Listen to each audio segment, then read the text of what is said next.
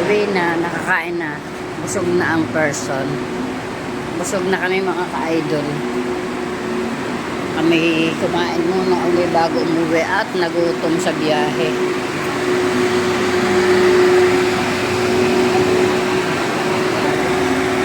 Ayan na oh. Ang mga nabusog na. Ang mga news ng taga busog na ang mga ito kaya nakakatawa na.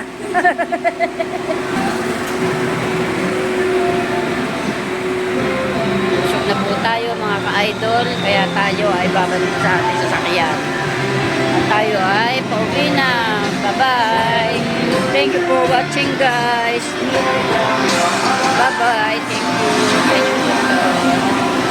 Kami po ay pauwi na sa aming probinsya. At napakainit din sa Maynila.